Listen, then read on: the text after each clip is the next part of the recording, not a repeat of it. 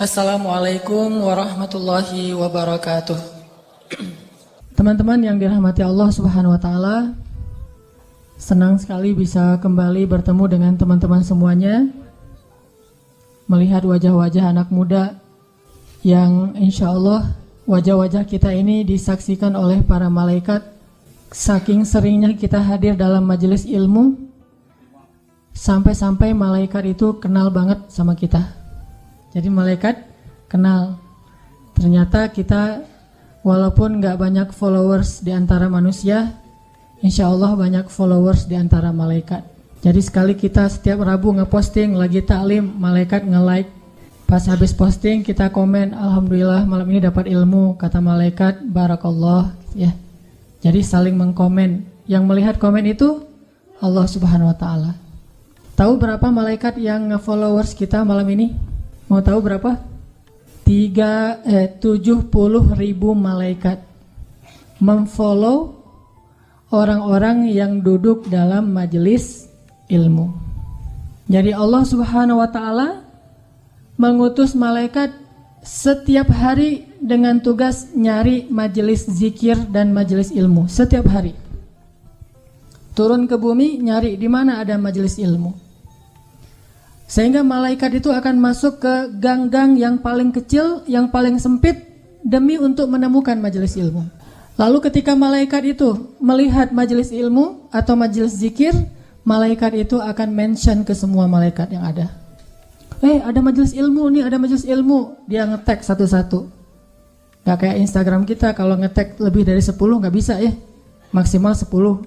Saya pernah nih, maaf ya teman-teman yang pernah komen panjang di Instagram saya, terus saya pas lagi kosong saya bales komennya, diskaliguskan, di tag satu-satu, di mention satu-satu. Ternyata kebanyakan 20 yang saya mention, pas saya di share nggak bisa.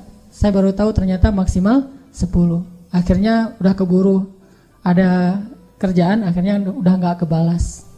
Tapi kalau malaikat nge-mention itu bisa 70.000 sekali share, langsung para malaikat tuh ngumpul di mana.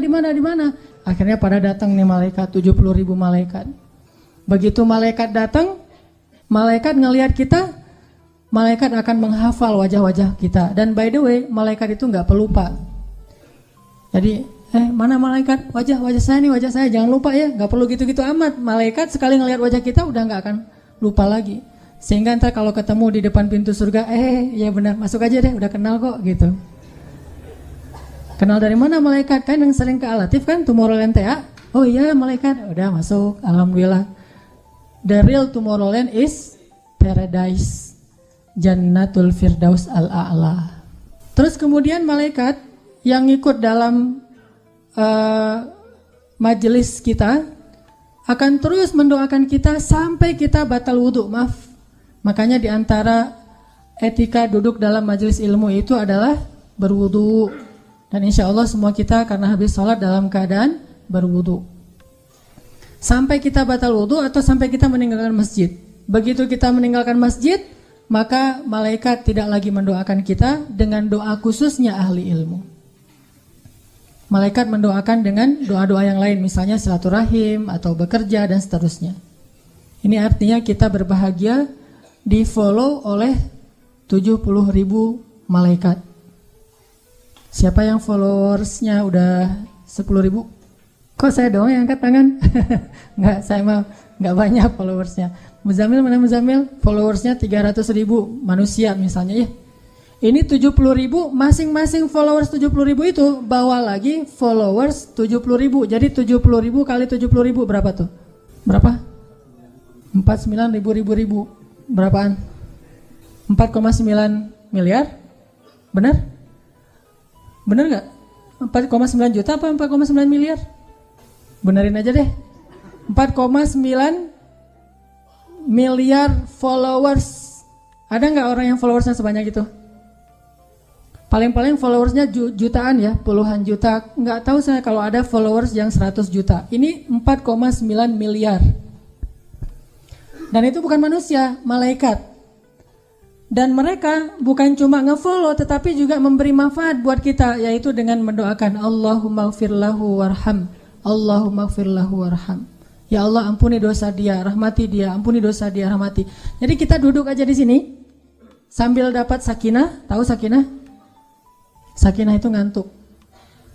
Jadi orang kalau duduk dalam majelis ilmu itu dapat ketenangan, dan bukti bahwa dia dapat ketenangan itu adalah dia ngantuk. Sakinah. Jadi jangan ganggu ya kalau ada yang udah dapat sakinah. Kalau nggak dapat sakinah berarti dia punya banyak masalah. Kalau yang pas datang ke majelis ilmu baru aja selesai assalamualaikum nggak sempat salah sunnah tuh saking ngantuknya, sakinah langsung ya tidur, bangun-bangun udah bubar, berarti dia mendapatkan sakinah. Dan insya Allah setelah itu mawaddah warahmah. Pulang dari majelis ilmu dapat mawaddah warahmah. Ini kepanjangan prolognya. Kita lanjut. Malam ini kita ngebahas apa? Kita membahas lagi tentang judul lama kita, yang mudah-mudahan ini bisa mengingatkan kita kembali tentang semangat menjaga iman atau keep the faith. Cuman mungkin agak saya aransemen dikit. Jadi ada sedikit aransemen baru nih. Yang pernah ikut keep the faith 1 boleh minta tolong angkat tangan. Wah, ini jamaah baru semua ini. Subhanallah. Nggak pernah dengar The Faith 1 di internet, di YouTube? Berarti ini baru datang ke Al-Latif sekitar beberapa bulan yang lalu ya. Alhamdulillah. Keep the Faith 1 itu membahas tentang gimana cara kita ngandelin Allah dalam semua urusan kita. Dan malam ini saya akan tambahin dikit saja materi tentang Keep the Faith. Kita akan melihat Keep the Faith ini dari angle kalimat yang sering diucapkan oleh orang-orang soleh, yaitu kalimat hasbunallah wa ni'mal wakil, atau kalimat hasbiyallah wa ni'mal wakil. Apa bedanya hasbunallah sama hasbiyallah? Bedanya apa? Kalau hasbunallah cukup bagi kami Allah. Kalau hasbiyallah cukup bagi saya Allah. Sama aja, cuman beda. Kalau sendiri ngomongnya hasbiyallah, kalau bareng-bareng ngomongnya hasbunallah. Nah, berkaitan dengan kalimat hasbunallah atau hasbiyallah ini, ada beberapa kisah yang mungkin bisa jadi teladan. Harusnya bagi seorang mukmin, Allah itu sudah cukup bagi dia daripada yang lain. Ketika Allah sudah ridho kepada dia, dia mah gak terlalu butuh kepada yang lain, gak ngaruh dengan yang lain. Cukup Allah aja buat dia. Dia tidak akan kecewa karena orang lain tidak menghargai. Dia tidak akan kecewa ketika orang lain meninggalkannya. Dia tidak akan sedih ketika dia dalam kesendirian. Dia tidak akan merasa bergantung kepada orang lain moodnya, karena moodnya itu tergantung kepada Allah Subhanahu Wa Taala. Kalau Allah sudah ridho bagi saya cukup. Harta, kalau dibandingkan dengan Allah, saya lebih memilih Allah daripada harta. Kadang dalam hidup kita harus milih antara harta yang banyak atau Allah, antara sehat atau Allah, antara sembuh atau Allah, antara menikah atau Allah. Itu harus milih. Kadang-kadang kita, nih kamu mau nikah dengan cewek yang paling kamu ngeklik, atau mau milih Allah. Kadang harus milih gitu. Contohnya gimana? Misalnya calon pasangan kita adalah orang yang mungkin belum Allah kasih hidayah, beda agama. Tapi udah terlanjur cinta banget nih. Udah cinta banget sama dia dan secara akhlak dia orangnya baik banget. Cuma satu aja masalahnya, dia belum beriman. Dan kita ajak untuk masuk Islam juga, dia masih agak-agak galau gitu dan belum bisa memutuskan. Tapi udah terlanjur baper, udah cinta banget, udah cinta mati, gak bisa hidup tanpa dia, terus gimana tuh? Udah terlanjur cinta, tapi secara fikih, secara agama gak boleh menikah karena dia beda agama. Di situ kita disuruh pilih, dia atau saya, kata Allah Subhanahu Wa Taala. Sehingga orang-orang yang yakin kepada Allah, orang yang tahu betapa kebersamaan Allah itu tidak ada duanya, betapa Allah itu cukup buat kita, dengan tegas dia akan mengatakan hasbiyallah, cukup bagi saya Allah. Kecuali kamu mau bersama saya menyembah Allah Subhanahu Wa Taala. Saya nggak butuh harta, saya nggak butuh cinta. Bagi saya cinta Allah itu adalah segalanya. Kalau dalam bahasa hadis, salasun man kunna fi wajada halawatal iman. 3 hal yang kalau seseorang mendapatkan 3 hal ini, dia akan ngerasain indah banget keimanan itu. Jadi mukmin itu terasa pokoknya udah nggak ada masalah lagi deh, udah jadi mukmin udah cukup gitu. Ketika dia dapat iman, bagi dia itu udah dapat segalanya. Ketika dia yakin kepada Allah, bagi dia itu sudah mendapatkan dunia dan seisinya, bahkan lebih dari itu. Salasun, 3 hal yang kalau kita dapatin ini, insya Allah kita akan bahagia sebagai orang mukmin. Kalau nggak dapat ini, walaupun kita beriman, kita nggak akan bahagia banget. Pengen jadi orang mukmin dan bahagia, milikilah 3 hal ini. Salah satu dari 3 hal itu adalah ayyakunallahu wa rasuluhu ahabba ilaihi mimma siwahuma. Ketika Allah dan Rasul lebih dia cintai dari apapun juga. Kalau kita bisa Allah dan Rasul paling kita cintai dalam hidup kita, kita akan bahagia. Tapi kalau ada sesuatu yang lebih kita cintai daripada Allah dan Rasul dalam hidup kita, kita nggak akan bahagia. Kita boleh mencintai pasangan? Boleh nggak? Boleh, tapi nggak boleh melebihi cinta kita kepada Allah dan Rasul. Kita boleh mencintai anak?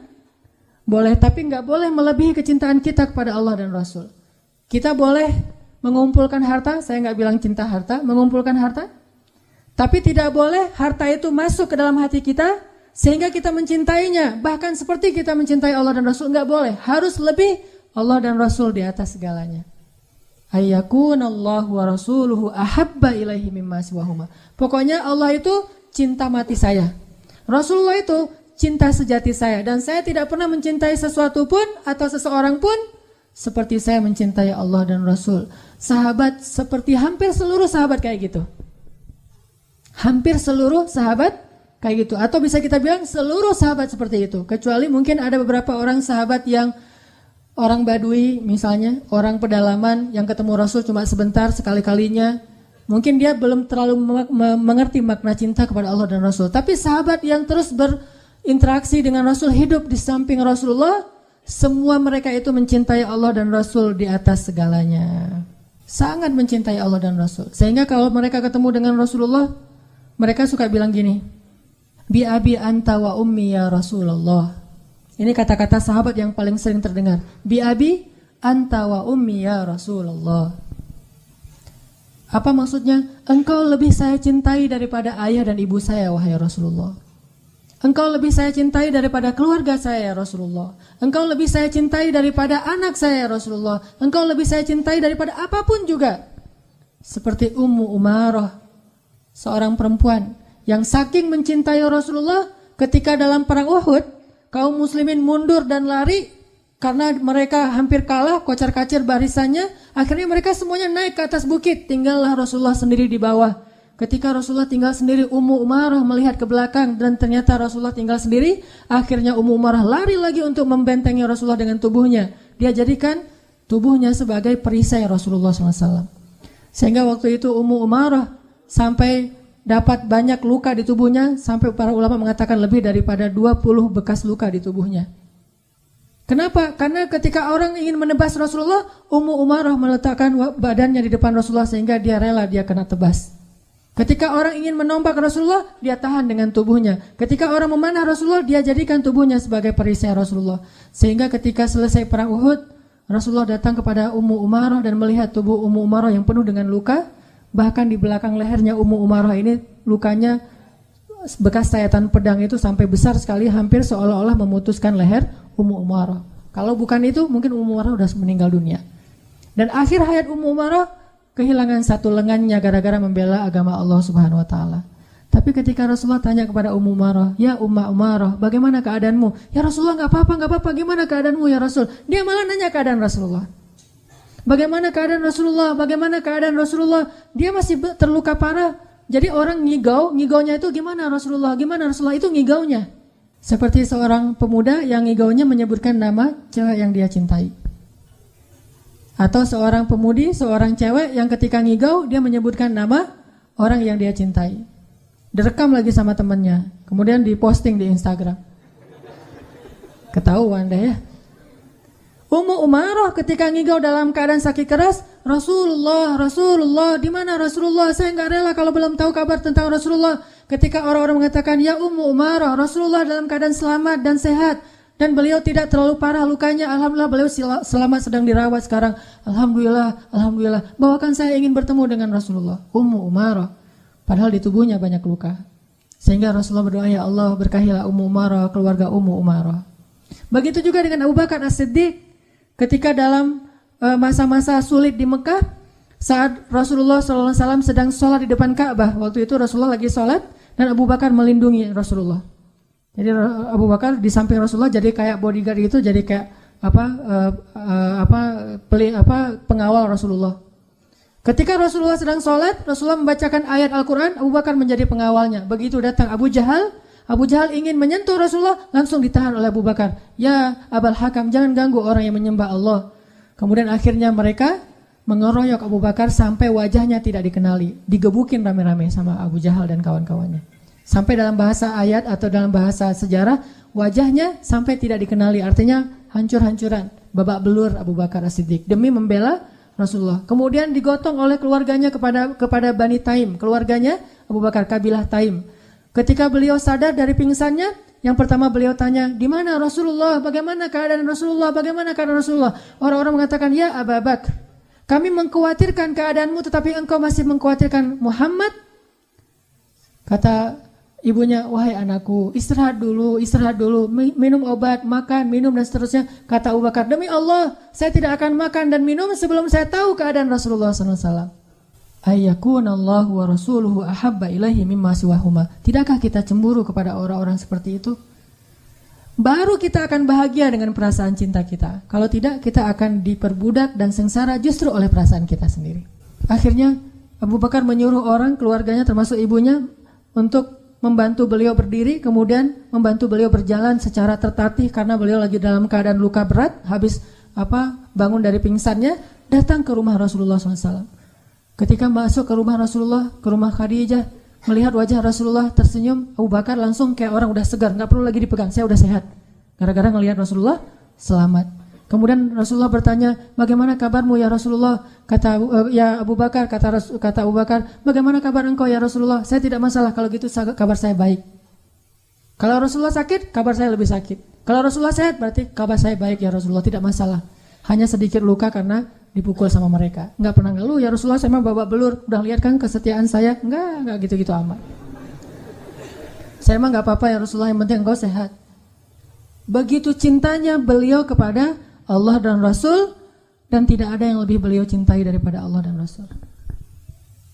Begitu juga ketika Abu Bakar mendampingi Rasulullah untuk hijrah. Kenapa Rasul memilih Abu Bakar untuk hijrah? Karena paling setia dan paling mencintai beliau.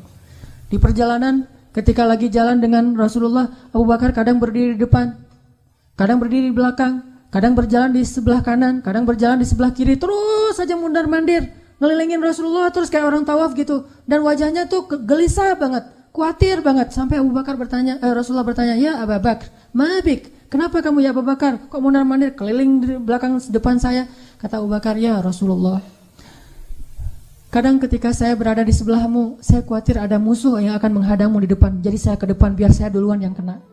Ketika saya di depan, saya khawatir ada musuh di belakang, saya lari ke belakang. Ketika saya di belakang, saya khawatir ada musuh di sebelah kananmu, di sebelah kirimu. Sehingga saya tidak pernah merasa tenang. Saya khawatir musuh ingin mencelakaimu, biarlah saya lebih dulu yang celaka ya Rasulullah. Allah dan Rasul paling dicintai bagi mereka. Di dalam Gua Thur, ketika Rasulullah istirahat karena kecapean, Rasulullah tertidur sambil duduk, Abu Bakar tidak bisa tidur. Abu Bakar terus berjaga-jaga, jangan ada musuh yang datang ke dalam gua itu untuk membunuh Rasulullah. Jaga-jaga terus, siaga banget. Sampai ketika waktu sedang bersiaga kayak gitu, Abu Bakar ngelihat ada seekor kayak kalajengking keluar dari sebuah lubang di dalam gua, langsung ditutup oleh tangan Abu Bakar As-Siddiq. Nggak mikir ini kalajengking atau ngambil batu dulu, ngambil apa gitu, nggak mikir, karena saking khawatir terhadap keselamatan Rasulullah, dia tidak menggunakan akalnya, tetapi dia menggunakan kasih sayang dan cintanya. Langsung dia tutup dengan tangannya, kemudian tersengat. Ketika tersengat oleh kalajengking, Abu Bakar sama sekali tidak menjerit. Kenapa? Takut Rasulullah terbangun. Dia tahan, sampai akhirnya nggak tahan lagi. Dia udah keluar keringat dingin, Rasulullah terbangun dan melihat, ya Abu Bakar, kenapa kamu ya Abu Bakar? Gak ada apa-apa ya Rasulullah, istirahat lagi. Ini nahan terus nih. Melihat wajahnya udah berkeringat, terus tangannya kayak agak biru gitu, Rasulullah melihat ternyata dia disengat oleh kalajengking. Kemudian Rasulullah mengusap bekas lukanya dengan nama Allah dan Allah menyembuhkannya. Tapi kan Abu Bakar nggak pernah nyangka, tenang aja ntar mujizat pasti sembuh gitu. Itu mah kita, wah kalau saya belain Rasulullah, insya Allah ada mujizat, tenang aja dah. Paling sakit sebentar, pengen nunjukin aja bahwa saya itu setia gitu. Ini lebay. Abu Bakar mah nggak lebay. Kalau Rasulullah nggak ngasih mujizat juga tidak masalah. Bahkan mati demi Rasulullah pun tidak masalah, sampai mereka berkali-kali mengatakan ana fidauk ya Rasulullah. Saya adalah yang akan menggadaikan diri saya untuk keselamatanmu ya Rasulullah SAW. Saya tebus nyawa saya untuk keselamatanmu ya Rasulullah SAW. Ini saking cintanya mereka kepada Allah dan Rasul. Sampai ada seorang sahabat juga namanya Thauban radhiyallahu an. Pernah suatu ketika Thauban duduk bersama Rasulullah, kemudian dia tiba-tiba menangis. Pertama ngelihat Rasulullah lama gitu, jadi kayak orang memperhatikan seseorang yang paling dicintai kan ya. Kayak kita kalau ngelihat orang tua kita atau pasangan kita atau anak kita kan ngelihatnya lama. Pernah ngelihat istri lama-lama? Wah tuh, saya kalau ngelihat istri saya tuh suka lama gini aja, lama banget, selama orang sholat tahajud. Weh, nggak gitu juga kali. Ngelihat istri lama, kenapa? Karena sayang kepada pasangan kita. Kita ngelihatnya lama dengan bahasa kasih sayang, tapi nggak ngelihat dengan perasaan lain ya. Perasaannya cuma kasih sayang, jadi nggak macam-macam. Ini ada sahabat namanya Thauban. Kalau ngelihat Rasulullah tuh lama, ngeliatin, senyum. Rasulullah, ya Thauban kenapa? Nggak ya Rasulullah, ngeliatin lagi. Jadi kayak orang, kalau di kita mungkin apaan sih loh gitu ya. Enggak. Kalau sahabat mah cintanya murni karena Allah, bukan karena macam-macam, bukan LGBT. Ini ngelihat Rasulullah lama, Rasulullah, ya Thauban kenapa? Tiba-tiba Thauban nangis. Rasulullah tanya, ma yubkika ya Thauban, kenapa kamu menangis wahai Thauban? Ya Rasulullah, saya cinta sekali kepada engkau ya Rasulullah. Tidak ada yang lebih saya cintai di muka bumi ini setelah Allah kecuali engkau ya Rasulullah. Terus kenapa? Saya khawatir kalau nanti engkau kembali kepada Allah dan saya juga kembali kepada Allah, saya tidak akan bertemu dengan engkau lagi ya Rasulullah. Kenapa demikian ya Thauban? Ya Rasulullah, engkau itu kekasih Allah. Engkau itu dijanjikan surga oleh Allah. Tempatmu itu di surga Firdaus. Sedangkan saya hanya orang biasa ya Rasulullah. Amal saya sedikit, dosa saya banyak. Bagaimana saya akan menemuimu lagi nanti di akhirat ya Rasulullah? Cuma di dunia saja saya bisa melihat wajahmu dari dekat. Sedangkan di akhirat engkau berada di tempat yang tinggi dan saya belum tentu masuk ke dalam surga. Bagaimana keadaan saya hari itu ya Rasulullah? Nangis Thauban karena khawatir gak bisa ketemu dengan Rasulullah nanti di dunia. Mungkin saya bisa bertemu dengan engkau ya Rasul, bisa memeluk engkau, bisa mendengar kata-katamu yang luar biasa, bisa melihat wajahmu dan senyummu yang sangat menenteramkan hati. Nanti di akhirat, bahkan di padang mahsyar belum tentu saya bisa bertemu dengan engkau ya Rasulullah.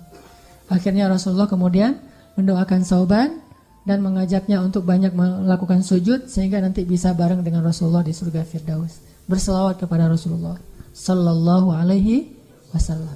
Begitu juga ketika turun ayat idza jaa nasrullahi wal fath wa ra'aitan nasa yadkhuluna fi dinillahi afwaja. Ketika Nabi membacakan ayat ini kepada para sahabat, semua para sahabat itu bertakbir Allahu Akbar, menang gitu. Ini ayat kemenangan kan? Kalau telah datang kemenangan dari Allah dan pertolongan, dan kamu melihat orang berbondong-bondong masuk Islam, yaitu setelah perjanjian Hudaibiyah, Fathu Makkah, setelah perang Khaybar, orang berbondong-bondong masuk Islam. Lalu para sahabat memaknai ayat ini adalah kemenangan. Semuanya bertakbir, kecuali Abu Bakar As-Siddiq yang menangis. Melihat Abu Bakar menangis sendiri di pojok, Umar datang menghampiri Abu Bakar dan bertanya, ya Abu Bakar, bukankah ini berita gembira? Kenapa engkau menangis ya Abu Bakar? Bukankah ini kemenangan dari Allah, ini nikmat anugerah dari Allah? Kenapa engkau menangis? Kata Abu Bakar, ya ini berita gembira, kemenangan dari Allah, dan juga sekaligus berita duka. Duka bagaimana ya Abu Bakar? Kata Umar, ya Umar, ketika Allah mengatakan agamanya sudah menang, bahwa dakwah ini sudah memperoleh kemenangan yang besar, orang akan berbondong-bondong masuk Islam, itu artinya tugas Nabi sudah selesai. Dan ketika tugas Nabi sudah selesai, maka itu artinya Rasulullah sebentar lagi akan kembali kepada kekasihnya dan meninggalkan kita. Baru Umar sadar dan menangis. Lalu dia menyampaikan kepada semua sahabat, jangan kalian bertakbir dulu, sesungguhnya ini adalah musibah paling besar. Lalu mereka diajarkan oleh Umar, musibah apa ya Umar? Umar mengatakan apa yang dikatakan Abu Bakar, baru seluruh para sahabat menangis. Perpisahan dengan Rasulullah SAW. Tidak ada yang lebih mereka tangisi sejak mereka lahir ke muka bumi, kata para sahabat, seperti mereka menangisi wafatnya Rasulullah SAW. Semua rumah di Madinah itu terdengar suara orang menangis. Bahkan lebih dari 1 bulan kota Madinah itu dalam keadaan berduka karena mereka menangisi kepergian Rasulullah SAW. Begitu juga ketika Rasulullah SAW berdiri di atas mimbar. Kemudian Rasulullah mengatakan, wahai kaum muslimin, sesungguhnya ada seorang hamba diberikan pilihan oleh Allah antara kembali kepada Allah atau dia tetap bersama orang-orang yang dia cintai. Ternyata hamba itu memilih untuk kembali kepada kekasihnya. Para sahabat diam aja gak ngerti. Abu Bakar nangis lagi. Saking pekanya hati Abu Bakar karena cintanya kepada Rasulullah. Lalu Umar nanya lagi kepada Abu Bakar, ya Abu Bakar, kenapa nangis? Bukankah itu kisah laki-laki Bani Israel? Kata Abu Bakar, itu bukan kisah Bani Israel, itu Rasulullah yang diberikan pilihan antara kembali kepada Allah atau tetap bersama kita, dan beliau memilih kembali kepada Allah. Baru nangis juga. Umar ini sering merasa gak ada apa-apanya di hadapan Abu Bakar As-Siddiq. Dan Abu Bakar bukan karena lebih cerdas daripada Umar. Terkenal Umar itu cerdas, Ali bin Abi Thalib itu cerdas, tetapi cintanya Abu Bakar kepada Rasulullah di atas rata-rata. Sehingga dengan cinta itu dia lebih peka, dia lebih ngeh, dia lebih aware daripada sahabat-sahabat yang lain. Bahkan ada juga sahabat yang kayak gini. Setiap malam dia ada di depan rumah Rasulullah. Asal udah malam, udah ada dia tuh di depan rumah Rasulullah. Habis sholat Isya udah langsung siaga di depan rumah Rasulullah. Sampai Rasulullah bertanya, siapa di depan rumah? Saya ya Rasulullah. Apa yang kau lakukan? Gak ada, Rasulullah lagi lewat gitu. Besok dia lagi, terus saja setiap malam dia berjaga di depan rumah Rasulullah. Kenapa? Dia gak rela ada seorang pun yang datang untuk menyakiti Rasulullah. Dia terus berjaga-jaga demi Rasulullah. Gak pernah tidur di malam hari demi menjaga rumah Rasulullah SAW. Saking cintanya kepada Allah dan Rasul. Inilah halawatul iman. Inilah orang mukmin yang paling bahagia. Siapa orang yang paling bahagia di antara orang yang beriman? Yang benar-benar bisa meletakkan Allah dan Rasul di dalam hatinya, dan tidak ada ruang lagi buat yang lain kecuali dengan seizin Allah dan Rasulnya. Ini yang disebut dengan hasbunallah wa ni'mal wakil. Ridho, radina billahi rabba, wabil islami dina, wabi muhammadin nabiyya wa rasulah. Cukup Allah dan Rasul, yang lain Allah yang mencukupkan. Bukan cukup bagi saya, pasangan saya, Allah nanti aja. Tapi cukup Allah dan Rasul, yang lain Allah yang mencukupkan. Siapa yang dalam hatinya Allah dan Rasul cukup, maka Allah akan memberikannya kecukupan dari segala sesuatu. Gak ada harta, Allah kasih dia rasa cukup. Sakit, Allah kasih dia rasa cukup.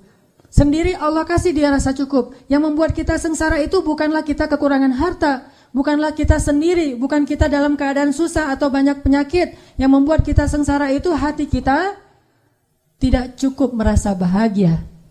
Terlalu kecil ruangnya untuk kebahagiaan sehingga kita selalu merasa hampa. Sedangkan orang yang Allah cukupkan, mungkin dia adalah orang yang Allah uji dengan penyakit sekian belas tahun tidak sembuh seperti Nabi Ayub. Mungkin dia orang yang Allah uji dengan kehilangan orang-orang yang dia cintai seperti Nabi Yakub. Mungkin dia adalah orang yang diuji dengan harus meninggalkan orang yang paling dia cintai seperti Ibrahim. Tetapi Allah cukupkan hatinya dengan kebahagiaan. Hasbunallah. Tidak ada yang lebih berharga bagi kita daripada Allah. Maka siapapun yang memberikan hatinya lebih dulu kepada makhluk sebelum kepada Allah dan Rasul, siap-siaplah untuk sengsara dan kecewa. Berikan hati kita kepada Allah dan Rasul. Setelah itu Allah yang akan memberikan hati itu kepada orang yang paling layak untuk kita. Jadikan Allah dan Rasulullah itu cukup dalam hati kita. Setelah itu Allah akan mencukupkan segala kebutuhan kita. Masih ingat kisah kaum Ansor setelah perang Hunain? Perang Hunain itu terjadi setelah perang apa? By the way, perang Hunain namanya. Terjadi setelah perang Fathu Makkah. Jadi Nabi habis Fathu Makkah, kemudian Nabi ekspansi lagi ke daerah Ji'ranah sampai ke Taif. Sekarang tuh jadi salah satu tempat untuk memulai umroh atau mikot, yaitu Ji'ranah, sekitar 30 menit dari kota Mekah. Setelah selesai perang Hunain, kaum muslimin itu mendapatkan ghanimah yang sangat banyak, hampir sebanyak perang Khaybar. Jadi 2 perang yang paling besar ghanimahnya itu, 1 perang Khaybar dan di bawahnya perang Hunain. Ribuan ekor onta, ribuan domba, ribuan kuda dengan alat-alat perang yang berharga, kemudian juga berhala-berhala yang terbuat dari emas dan perak, itu ditinggalkan di medan perang dan diambil oleh kaum muslimin. Mungkin ratusan miliar. Ketika mendapatkan semua ghanimah itu kemudian dikumpulkan di sisi Rasulullah, karena yang membagikan ghanimah cuma Rasulullah waktu itu. Tiba-tiba Rasulullah memanggil Abu Sufyan, orang Mekah yang baru masuk Islam, ya Abu Sufyan, ambillah onta yang kamu suka, 100 ekor onta. Abu Sufyan mengambil 100 ekor onta dan mengatakan, saya merasa nyaman sekali dalam Islam. Bagi dia, kenyamanan dalam Islam itu masih diukur dengan harta. Ini namanya mu'allaf, orang yang dibujuk hatinya dengan harta. Abu Sufyan senang membawa 100 ekor unta. Kata Rasulullah, cukup ya Abu Sufyan? Cukup ya Rasulullah, cuman kalau ada lebih boleh sih. Dikasih lagi 100 ekor unta, sampai Abu Sufyan mendapatkan lebih dari 200 ekor unta. Panggil lagi tokoh-tokoh Quraisy yang lain yang baru masuk Islam, dikasih lagi 100 ekor unta. Hampir semua orang Mekah itu mendapatkan unta yang lebih dari 10 ekor unta. Bahkan tokoh-tokohnya itu mendapatkan ratusan ekor unta. Setelah semuanya dibagi, ghanimah habis. Unta, domba, kuda, berhala yang terbuat dari emas dan perak, dibagi semuanya kepada orang Mekah dan sedikit orang Muhajirin. Orang Ansor gak dapat apa-apa. Orang Ansor jangankan unta, ayam atau bebek aja gak dikasih. Coba, gak dapat apa-apa tuh. Batu akik, cincin batu akik aja gak dikasih. Padahal cincin batu akik itu banyak dari tubuh-tubuh orang-orang kafir yang terbunuh, akhirnya ambil batu akik atau apa. Batu akik kan mahal tuh dulu. Wah, gak dapat apa-apa sama sekali. Sehingga akhirnya orang Ansor desas-desus, mulai komplain, mulai komen. Apa komplainnya? Rasulullah mah kalau udah ketemu dengan keluarganya lupa sama kita. Satu orang yang ngomong kayak gitu, yang lain bilang, benar gitu. Akhirnya semuanya juga, oh iya benar ya Rasulullah. Ini gara-gara satu orang nih, was-wasah nih, yuwaswi sufi sudurin nas. Akhirnya yang lain juga ikut kayak gitu. Iya ya, saya nggak kepikiran sampai kayak gitu, ternyata Rasulullah bisaan ya, gitu-gitu. Akhirnya semuanya pada orang-orang Ansor desas-desus, mereka mengeluhkan ketidakadilan Rasulullah dalam membagi ghanimah. Sampai akhirnya desas-desus ini hampir membuat mereka demo gitu. Bayangin orang Ansor pengen demo, turun jalan yuk rame-rame. Siapa nih kira-kira yang jadi koordinator lapangan Korlap? Ternyata sebelum mereka udah nyentuhin Korlap, Rasulullah dengar desas-desus kaum Ansor. Langsung dikumpulkan kaum Ansor. Dikumpulkan semuanya, Rasulullah bilang gini, ya ma'asyara Ansor, apa yang kalian katakan di belakangku, kata Rasulullah. Ya gak berani atau ya kalau Rasulullah udah ngomong gitu, diam aja. Ya ma'asyara Ansor, aku sudah mendengar apa yang kalian katakan nih. Sebentar lagi ya sebelum azan, biar kita tuntasin adegannya. Ya ma'asyara Ansor, aku dengar apa yang kalian ucapkan di belakang. Tapi wahai ma'asyara Ansor, bukankah dulu kalian itu orang-orang yang kufur kepada Allah, lalu aku datang membawa iman kepada kalian? Bukankah dulu kalian bermusuh-musuhan saling membunuh, lalu aku mempersaudarakan kalian? Bukankah dulu kalian berada di tepi jurang neraka, lalu aku selamatkan kalian? Bukankah dulu kalian adalah orang-orang yang hampir saja celaka, lalu aku memberikan kepada kalian cahaya dari kegelapan? Ya ma'asyara Ansor, apa yang kalian katakan di belakangku? Tiba-tiba salah satu dari lelaki Ansor berdiri dan mengatakan, ya Rasulullah, kami tahu jasamu betapa besar bagi kami ya Rasulullah. Tapi ya Rasul, bukankah dulu engkau terusir lalu kami terima engkau di kampung kami? Balas nih. Bukankah engkau dulu sendiri lalu kami menjadi keluargamu? Bukankah engkau datang dalam keadaan tidak punya apa-apa, kami serahkan seluruh harta kami untukmu ya Rasul? Bukankah ketika engkau berperang kami yang membelamu, bahkan banyak dari kami yang syahid demimu ya Rasul? Setelah selesai itu Rasulullah mengatakan, ya ma'asyara Ansor, bagaimana pendapat kalian jika orang-orang Mekah itu pulang ke kampung halaman mereka membawa sampah-sampah dunia, dan kalian pulang ke kampung kalian membawa Allah dan Rasul? Tidakkah kalian rela? Langsung mereka berteriak, kami rela Allah dan Rasul. Biarkan mereka membawa pulang sampah-sampah dunia, kita dapat Allah dan Rasul. Allahu Akbar. Semuanya semangat dikasih Allah dan Rasul. Kalau kita disuruh pilih kayak gitu, ya Rasulullah, Allah dan Rasul plus harta juga ya Rasulullah. Itu mah kita ya. Insyaallah nanti kita lanjutkan setelah salat Isya.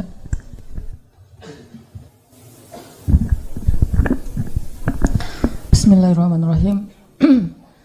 Teman-teman yang dirahmati Allah, sebelum kita lanjutkan kepada sesi kedua, marilah kita saling mendoakan kebaikan. Pertama kepada ibundanya teman kita, salah seorang jamaah latif juga, Kang Roni Cicahem, salah satu anak skateboard. Ibunya sedang dalam keadaan sakit. Kemudian yang kedua orang tua dari teman kita juga Iwok, yang sedang ibadah haji baru sembuh dari sakit. Kemudian yang ketiga, Saudari Resti 10 tahun koma di rumah sakit Islam. Saudari Resti yang usianya 10 tahun sedang dalam keadaan dirawat di rumah sakit Islam dan koma. Mudah-mudahan Allah Subhanahu wa taala mengangkat penyakit mereka dan menggugurkan dosa-dosanya dan juga meninggikan derajatnya. A'udzubillahi minasyaitonirrajim. Bismillahirrahmanirrahim. Allahumma rabban nas adhibil ba's ishfi anta syafi la shifaan illa shifa'uk shifaan la yughadiru saqaman. Rabbana atina min ladunka rahmah wa hayyi' lana min amrina rasyada waj'al lana min kulli dhiqin makhraja wa min kulli hammin faraja wa min kulli usri yusra. Amin rabbal alamin. Teman-teman yang dirahmati Allah, kita masih berbicara tentang kisah-kisah bagaimana orang-orang salih merasa Allah dan Rasulullah itu cukup bagi dia dan tidak ada lagi yang membuat dia gelisah setelah Allah dan Rasul. Tidak ada lagi yang membuat dia kekurangan setelah Allah dan Rasul. Tidak ada lagi yang membuat dia sedih setelah Allah dan Rasul. Segala yang dia harapkan dalam hidup adalah ridho Allah dan Rasulullah. Segala yang dia cari adalah ridho Allah dan ridho dari Rasulullah SAW. Sehingga dia berusaha siang dan malam mencari ridho Allah dan berusaha siang dan malam untuk mengikuti dan meneladani Rasulullah SAW. Sampai kisahnya itu hal-hal yang menakjubkan, betapa mereka mencintai Allah dan Rasulullah itu dalam adegan-adegan yang menurut kita kadang agak aneh gitu. Seperti Imam Ibnu Taimiyah ketika beliau ditangkap, beliau tenang. Lalu ketika di dalam penjara beliau dikurung sendiri, beliau tenang. Ketika beliau dibiarkan kelaparan, beliau tenang. Ketika beliau dibuat tidak bisa tidur, beliau tenang. Bahkan ketika beliau mau dihukum mati digantung, beliau tenang. Sampai orang-orang penasaran dan bertanya kepada Ibnu Taimiyah, kenapa engkau tenang sekali menghadapi semua ujian ini? Apa kata beliau? Ketika saya dikurung, maka saya menganggap diri saya sedang berduaan dengan Allah. Dan itu membuat saya tenang. Ketika saya tidak bisa tidur, maka saya sedang menganggap saya sedang qiyamul lail dan menghadap Allah yang turun ke langit dunia setiap malam. Dan itu membuat saya tenang. Ketika saya lapar, saya menganggap saya sedang berpuasa karena Allah, dan itu membuat saya tenang. Dan kalau mereka mengancam saya untuk dibunuh, saya anggap saya mendapatkan keistimewaan syahid di jalan Allah, dan itu pun membuat saya tenang. Jadi tidak ada satupun masalah di dunia itu yang membuat dia gusar atau membuat dia panik, membuat dia putus asa, karena selalu dia merasa bersama Allah Subhanahu wa taala. Hasbunallah wa ni'mal wakil. Cukup bagi kita Allah. Teman-teman pernah nggak ngerasain kalau misalnya naik motor yang biasa pakai helm, sesekali naik motor jalan jauh nggak pakai helm, kira-kira ngerasa khawatir nggak? Hariwang nggak tuh? Hariwang kan?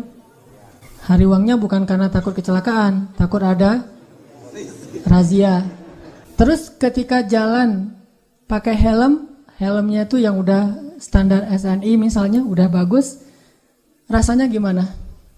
Merasa lebih tenang dengan pakai helm? Tawakalnya kepada helm. Jalan, mobil kita tuh ada asuransinya. Dengan jalan dengan mobil tidak ada asuransinya, secara normal lebih nyaman yang mana? Yang ada asuransi. Perasaan tenang, perasaan cukup, perasaan tidak khawatir karena pakai helm, karena pakai asuransi, karena jalannya dengan seorang teman yang badannya gede misalnya.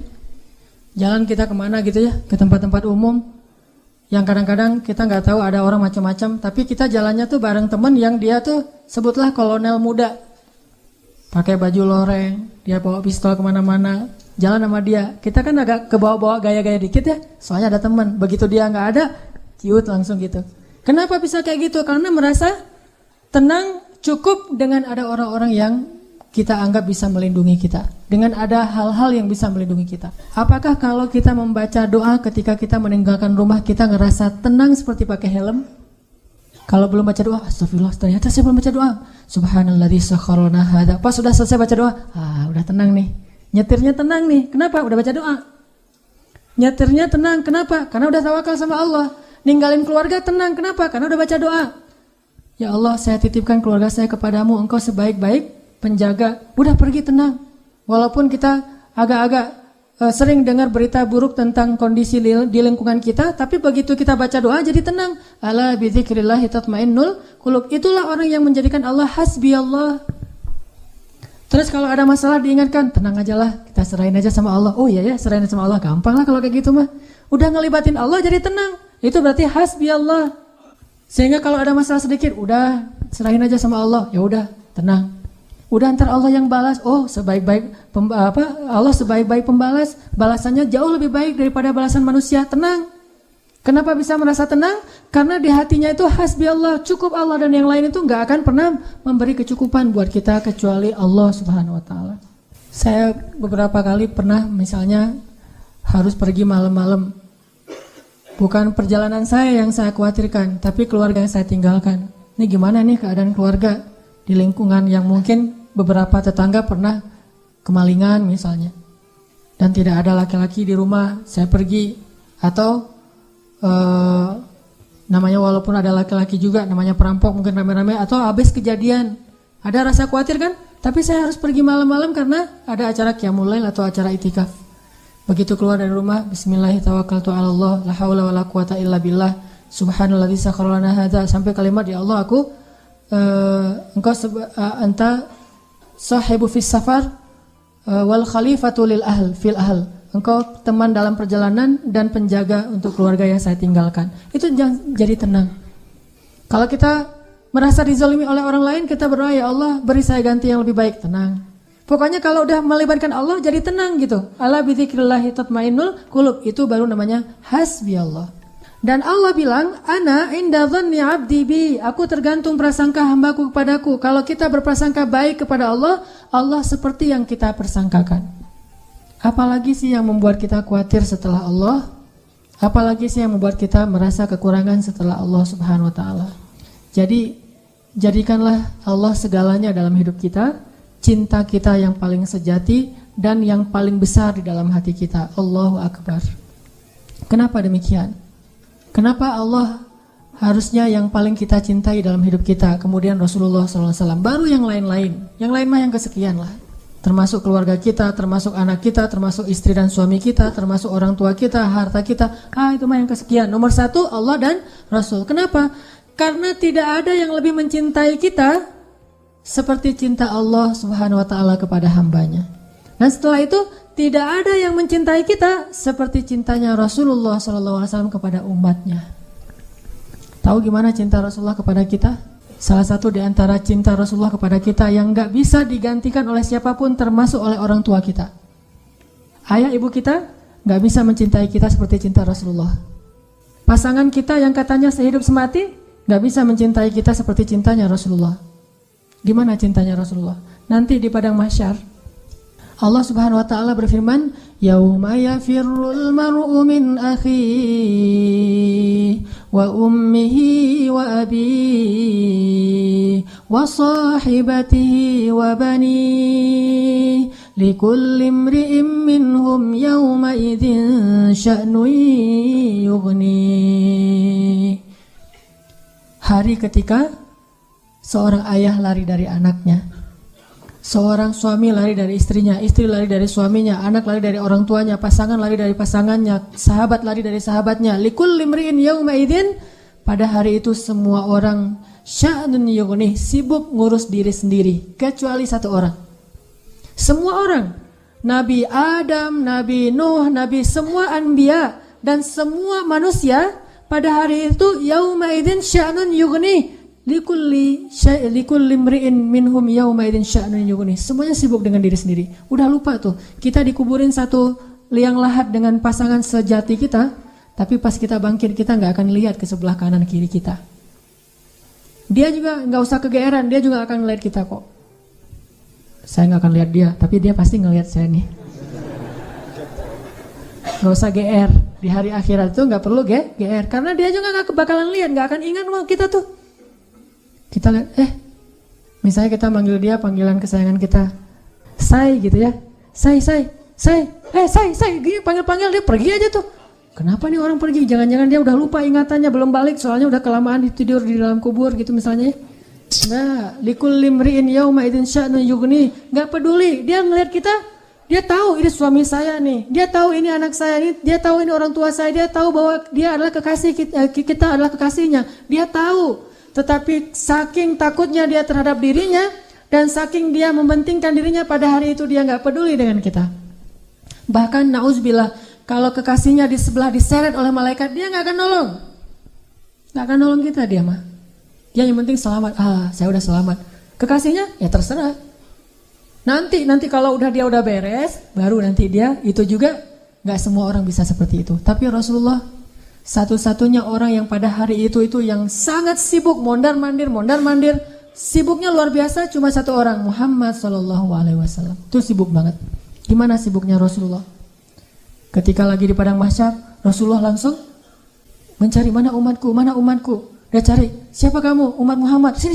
Siapa kamu? Umat Muhammad. Kumpulin semuanya umatnya. Kemudian Nabi sujud kepada Allah dengan sujud yang sangat lama.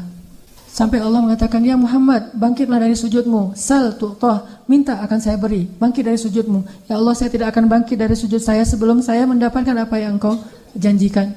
Wahai Muhammad, minta. Ya Allah, berikan saya kesempatan untuk memberi minum kepada umat-umat saya. Mereka kehausan ya Allah, kasihan mereka di bawah terik matahari. Akhirnya Allah mengatakan, ya Muhammad, ini telaga Al-Kautsar, beri minum kepada umatmu. Panggil, wahai umatku. Sampai Rasulullah ditanya oleh Fatimah, ya ayah, nanti di padang mahsyar, kalau saya pengen ketemu ayah, ketemu di mana? Wahai Fatimah, sesungguhnya aku ada di telaga Kautsar dan memberi minum kepada setiap umatku. Datanglah ke telaga Kautsar. Rasulullah padahal dijamin masuk surga, surganya Firdaus. Ngapain tuh capek-capek ngurus kita, pergi aja ke surga Firdaus menikmati hidup. Tapi beliau nggak rela, ditampakkan ke hadapan beliau, ini Firdaus, ini surgamu wahai Muhammad. Nabi Muhammad nggak akan tersenyum sedikit pun. Beliau nanya, umatku di mana ya Allah? Ini Firdaus, umatku di mana ya Allah? Mereka di padang mahsyar, langsung balik lagi keluar dari surga coba. Keluar dari surga cari, terus memberikan minum satu persatu. Bahagia banget ketemu umatnya tuh kayak ketemu kekasih lama, kasih minum. Kasih minum. Setelah minum satu teguk kita nggak akan haus lagi selama-lamanya. Ketika seorang ayah, ibu, kekasih meninggalkan kita, Rasulullah mencari kita. Di mana fulan? Jadi ketika semua orang ngelupain kita, dan nggak salah mereka ngelupain kita karena kita juga ngelupain mereka. Jadi jangan ke istri ya ngomongnya, mama, papa nggak akan cinta-cinta banget sama mama. Kenapa pak?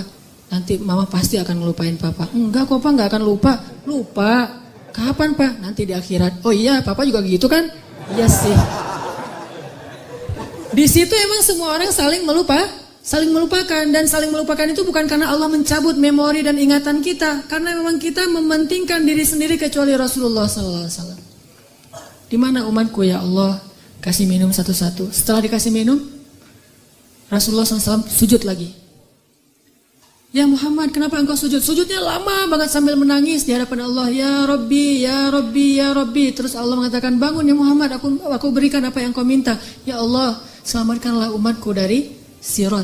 Langsung Nabi meminta kepada Allah kayak gitu, kata Allah, maka tunggulah mereka di ujung Sirat. Nabi menunggu kita di ujung Sirat sambil mengatakan, Allahumma salim, Allahumma salim. Ya Allah selamatkan. Maka yang amalnya banyak dia lewat. Ada juga yang jatuh ke dalam neraka.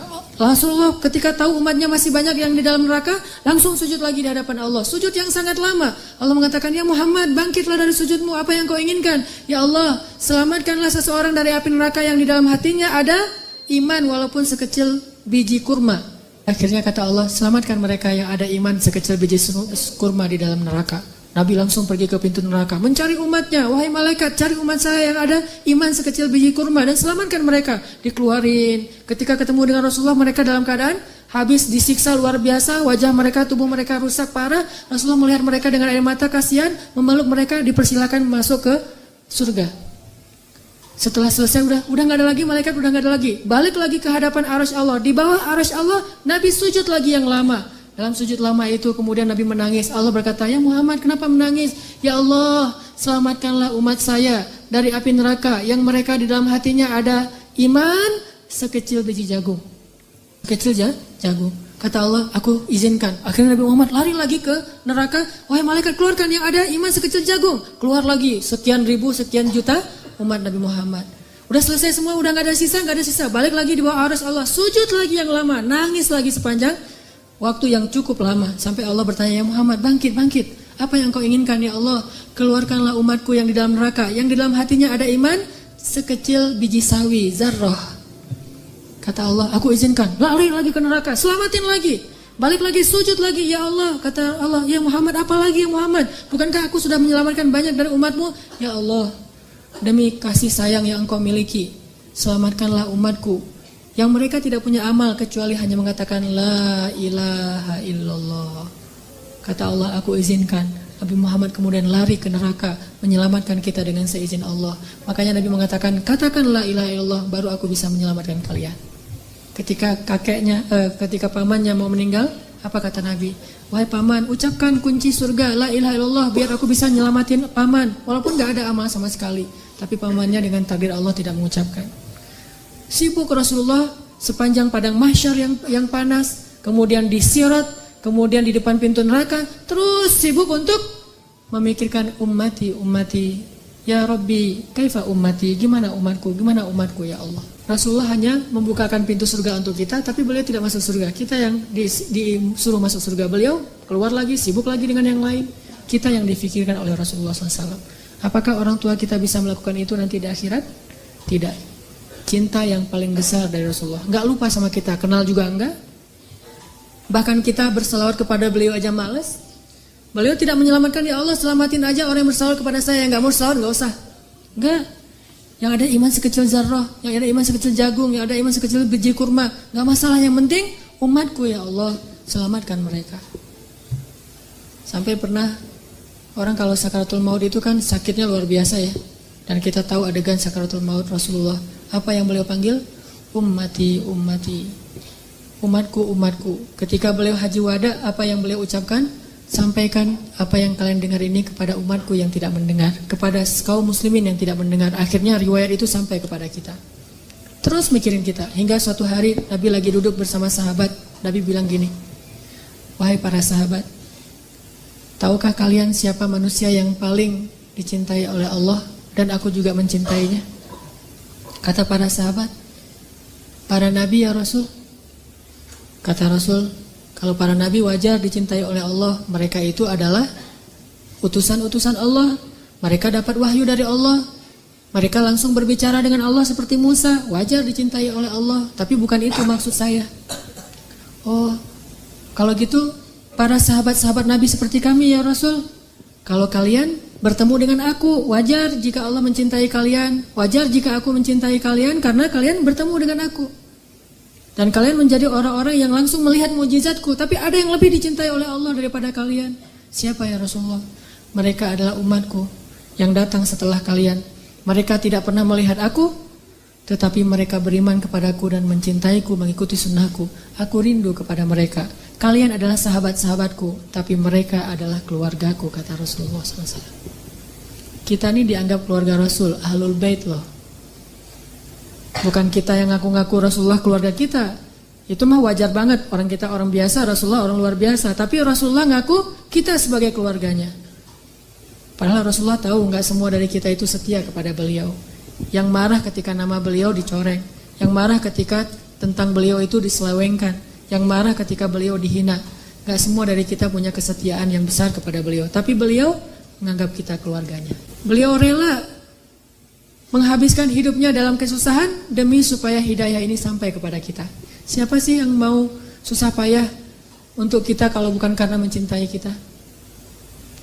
Siang malam hartanya habis, dihina, dicela, diusir dari kampung halamannya. Apa yang beliau harapkan? Supaya hidayah ini sampai kepada seluruh manusia. Itu yang paling beliau harapkan. Sampai pernah Rasulullah lagi duduk, lewat seorang orang Bani Israel lagi menggotong jenazah gitu. Rasulullah nangis. Lalu para sahabat bertanya, ya Rasulullah, kenapa engkau menangis? Kan yang meninggal itu bukan muslim tapi Bani Israel. Kata Rasulullah, saya menangis karena saya belum sempat mendakwahi dia sehingga dia mati dalam keadaan kufur. Saking cintanya Rasulullah kepada umatnya. Dan bahkan dengan seizin Allah, Rasulullah SAW sering berdoa untuk kita. Di antara doa-doa yang sering beliau ucapkan di malam hari ketika beliau tahajud. Beliau kalau tahajud itu bukan ngedoain diri sendiri, Allah masukkan saya ke surga, bukan. Justru itu Allah menjaminkan itu kepada beliau karena beliau sering mendoakan kita. Ya Allah umatku di Palestina, ya Allah umatku di Syam, ya Allah umatku di Yaman dan yang mengikuti arah Yaman dan seterusnya sampai ke kita. Semuanya didoakan di dalam sholat malamnya Rasulullah SAW. Sehingga akhirnya hidayah ini sampai kepada kita. Ini baru Rasulullah, belum lagi cinta Allah kepada kita. Masih ingat dengan ayat Qul ya ibadiyalladzina asrafu ala anfusihim Qul ya ibadiyalladzina asrafu ala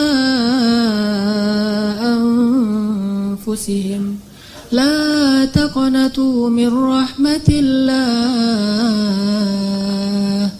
Allah berfirman kepada orang-orang yang banyak dosa seperti kita, yang pernah berzina, yang pernah minum khamar, yang mungkin pernah membunuh, yang pernah makan riba, yang pernah mengambil hak orang lain secara tidak benar, yang pernah melakukan dosa diam-diam, yang pernah ragu sama Allah, yang pernah diam-diam menuduh Allah dengan tuduhan-tuduhan yang gak pantas kepada Allah, yang banyak dosa, yang kotor, hina, dina.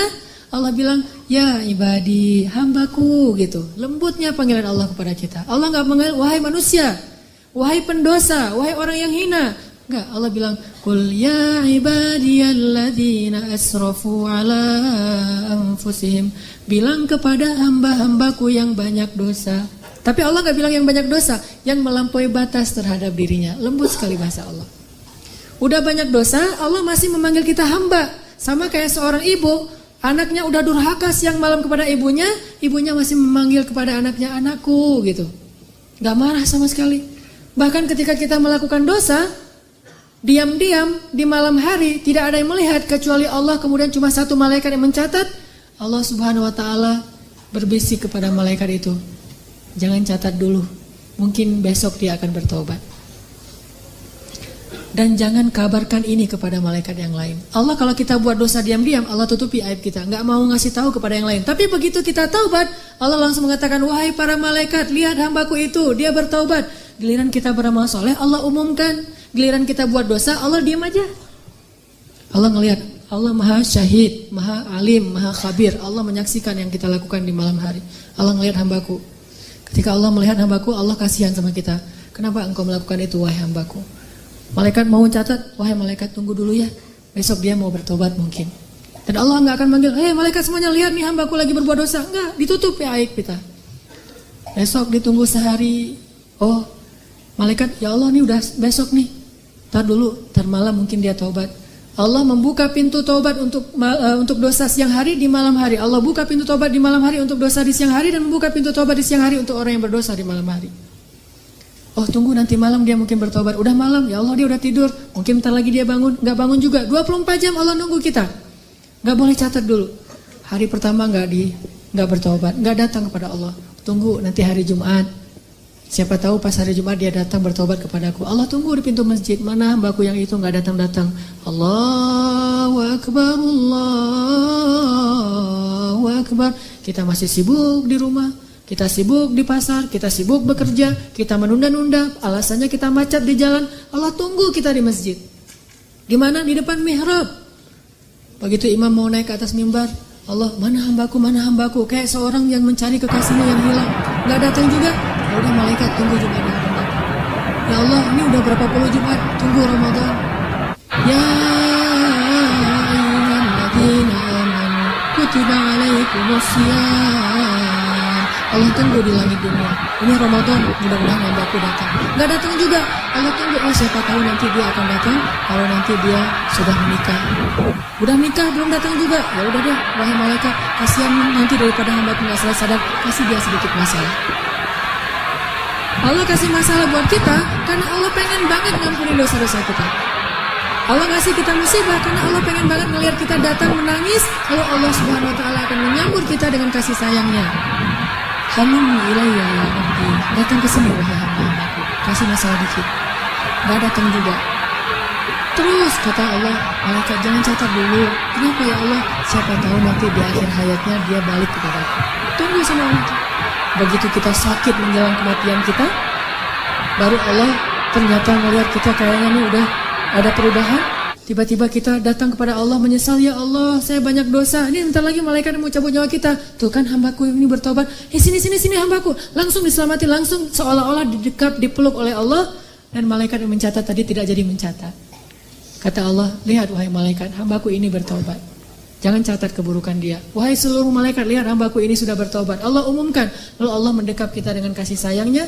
Allah mengampuni seluruh dosa-dosa kita. La ubali, kata Allah. Wahai hamba-hambaku, jika kalian datang kepadaku meminta ampun, padahal kalian memiliki dosa sebanyak langit dan bumi, akan aku ampunkan dosa kalian semuanya. Wala ubali, dan aku tidak peduli sebanyak apa dosa itu.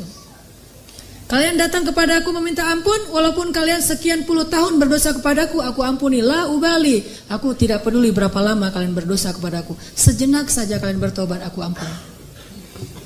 Kurang apa coba? Dan bukan hanya menunggu. Ketika kita jauh dari Allah, kita nggak ingat sama Allah, kita kadang-kadang berkhianat kepada Allah, kita mengabaikan Allah Subhanahu Wa Taala. Sepanjang Allah menunggu, Allah juga terus membimbing kita.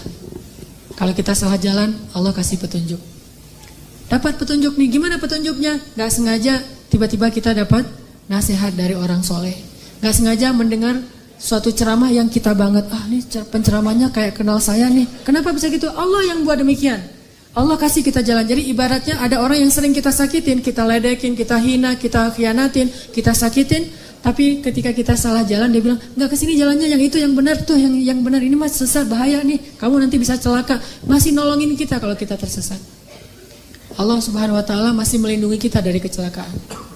Kalau bukan karena Allah sabar banget menunggu kita bertaubat, pasti Allah sudah melaknat dan membinasakan kita sejak awal kita berbuat dosa. Tidakkah Allah cukup buat kita? Nikmat yang kita rasakan siang dan malam padahal kita gak sholat. Coba, harusnya kalau gak sholat itu langsung dibinasain ya. Tapi kita gak sholat, Allah kasih nikmat. Jangan berpikir sekolah yang membuat kita sekarang itu bisa mengenal hak dan batil. Karena banyak orang yang sekolah tetapi tidak bisa membedakan hak dan batil.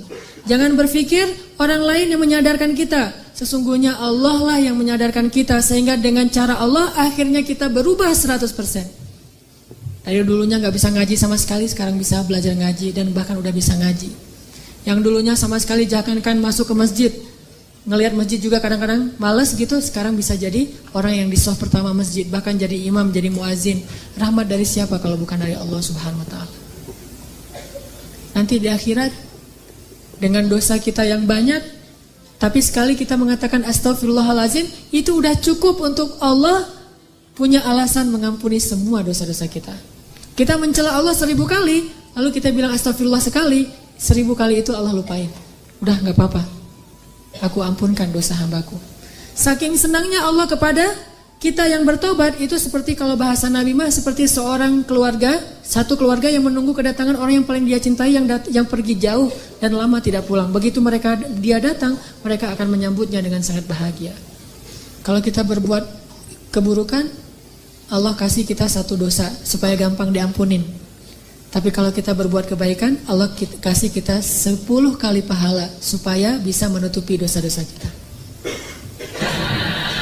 Allah maha baik kepada hamba-hambanya. Rasulullah SAW setia banget sama kita. Maka cukuplah Allah dan Rasul yang paling kita cintai dalam hidup kita. Maka setelah itu kita tidak akan sama-sama lagi. Teman-teman yang dirahmati Allah Subhanahu Wa Taala, ada seorang laki-laki yang buta, lumpuh, tua, sendiri sebatang kara, miskin, tinggal di sebuah gubuk. Lalu datanglah seorang sahabat Nabi, Abu Ubaidah bin Jarrah, melihat keadaannya, tetapi melihat dia tersenyum aja. Abu Ubaidah bertanya, ya Syekh, Anda ini buta, miskin, fakir malah, sendiri, tinggal di gubuk, gak ada yang ngerawat. Udah gitu lumpuh lagi, udah tua renta, lemah luar biasa. Tapi kenapa Anda terlihat wajahnya berseri-seri, bahagia, dan selalu mengatakan Alhamdulillah, Alhamdulillah, Alhamdulillah. Abu Ubaidah bertanya, kenapa engkau sangat bersyukur? Apa nikmat yang engkau dapatkan? Kata Syekh ini, Saya merasa orang paling beruntung di muka bumi. Lah, kayak gini keadaannya tapi ngerasa paling beruntung di muka bumi. Kenapa engkau merasa paling beruntung di muka bumi? Ya, Allah memberikan kepada saya 2 nikmat yang tidak diberikan kecuali kepada orang yang sedikit sekali. Nikmat yang sangat berharga. Nikmat apa itu, hai Syekh? Lisanan dzakira wa qalban syakira. Allah berikan kepada saya 2 nikmat, yaitu lisan yang senantiasa bisa terus berzikir dan hati yang selalu bisa bersyukur. Dan saya merasa sangat bahagia dengan 2 nikmat itu. Lisan yang terus berzikir, hati yang terus bersyukur. Dan itu sudah cukup buat saya. Artinya apa? Orang kalau sudah menjadikan Allah segalanya dalam hidupnya, bisa menyebut nama Allah aja, bisa mensyukuri nikmat Allah yang walaupun kalau dilihat orang lain tidak ada nikmatnya, kecuali yaitu lisan yang bisa berzikir, itu udah membahagiakan. Gimana dengan kita yang bukan orang tua, bukan orang miskin, bukan orang fakir, bukan sebatang kara, bukan orang buta. Kenapa kita tidak bisa bahagia seperti dia? Karena kita tidak menjadikan Allah segalanya dan cukup di dalam hati kita. Karena Allah tidak segalanya dan cukup dalam hati kita. Padahal kalau kita libatkan Allah dalam hidup kita, Allah akan selesaikan semua urusan kita. Masih ingat kisah 2 orang yang saling berhutang tapi pakai nama Allah? Kita mah kalau berhutang pakai apa? Notaris ya, juru tulis, pakai admin, pakai saksinya manusia. Ini enggak, Allah yang dilibatin. Jadi ada 2 orang, dua-duanya soleh, saling berhutang. Si A berhutang ke si B, kata si A, "Akhi, boleh saya berhutang, saya butuh uang." "Oh boleh. Dikasih duit berapa? 100 dinar, dikasih 100 dinar. Setelah dikasih 100 dinar, yang punya uang bilang, "Ini nanti saksinya siapa nih? Kita cuma berdua." Kata orang yang berhutang, "Boleh enggak kalau saksinya Allah?" Kata yang memberi hutang, "Oh, kalau Allah boleh. Allah tuh sebaik-baik saksi." "Ya saya setuju, ya udah saya serahin nih duitnya." Allah sebaik-baik saksi. Udah gitu kepikiran lagi, nanti bayarnya kapan? Beri saya waktu 1 tahun. Kalau kamu nanti 1 tahun gak sanggup bayar, gimana jaminannya? Siapa yang menjamin? Kata orang itu, "Boleh gak? Saya emang gak punya jaminan apa-apa. Kalau Allah aja yang menjamin, boleh gak?" Kata dia, "Allah? Ya. Wah, Allah sebaik-baik penjamin. Boleh banget. Bang, kalau Allah yang menjadi penjamin, udah gak khawatir dah." Ya udah, sah gitu. Udah ambil duitnya 100 dinar. Pulang dia, ternyata beda pulau. Selang beberapa lama setelah jatuh tempo, dia udah ngumpulin uang 100 dinar, mau dia balikin, dia mau nyebrang nih. Ternyata dengan seizin Allah, takdir Allah terjadi badai, sehingga tidak ada perahu yang berani menyeberang. Yang punya uang, nungguin di balik lautan, dia nunggu di pantainya. Mudah-mudahan hari ini dia datang membayar hutang saya, karena saya kenal dia orang yang jujur, amanah, baik hati, pasti dia akan datang. Ditunggu, gak datang-datang. Ternyata dia gak bisa nyebrang. Tapi sebelum orang yang tadi mau nganterin duit itu pulang, karena dia sudah janji mau datang, dia paksain, akhirnya uang itu dia taruh di dalam sebuah batang kayu, kemudian kayu itu dia hanyutkan ke dalam lautan sambil berkata, "Ya Allah, dulu ketika kami berhutang." Dia bertanya, "Siapa saksi?" Saya bilang, "Engkau lah saksi." Kata dia, "Engkau sebaik-baik saksi." Lalu dia bertanya, "Siapa yang menjamin?" Saya bilang, "Engkau lah penjamin." Kata dia, "Engkau sebaik-baik penjamin." "Ya Allah, saya sudah melibatkan engkau dalam urusan kami." Dan dia juga ridho dengan hal itu. "Hari ini dengan takdirmu saya tidak bisa menyeberang. Mudah-mudahan dengan saya mengirimkan uang lewat sebatang kayu ini, engkau menyampaikan kepada orang itu, karena engkau sebaik-baik saksi dan sebaik-baik penjamin." Dihanyutkan, bismillah tawakkaltu ala Allah.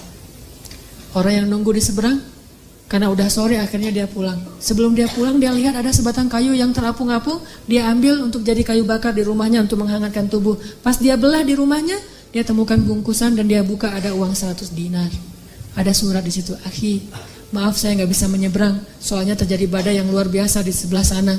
Tetapi saya coba titipkan ini kepada sebaik-baik saksi dan sebaik-baik penjamin Allah. Mudah-mudahan sampai kepadamu." Ketika dia baca itu, dia langsung bertakbir, "Allahu Akbar, hasbunallah wa ni'mal wakil." Mungkin kita nggak bisa kayak gitu dalam hutang piutang. Mau hutang piutang kayak gitu? Kita datang ke salah satu finance, "Pak, saya mau kredit motor." "Oh ya Mas, silakan kredit motor nih, ada beberapa produk nih dari kita nih yang setahun, 2 tahun, 3 tahun. "Oh boleh, saya mah 3 tahun aja biar gampang gitu." "Oh ya. Jaminannya apa? Ada BPKB atau apa gitu? Atau slip gaji atau apa?" "Boleh nggak? Allah aja yang jadi jaminannya." Ada yang mau kayak gitu? Kenapa nggak mau? Karena Allah tidak cukup buat kita. Mungkin cukup buat kita, tidak cukup buat orang yang berhutang. Kita mah udah baik-baik. Oh, Allah sebaik-baik saksi, Allah sebaik-baik penjamin. Wah, orang kayak gini bakal rugi. Kenapa? Semua transaksi dia tuh gagal karena dia berhadapan dengan orang yang tidak beriman. Tetapi kalau sama-sama beriman, masalahnya satu beriman, satu tidak.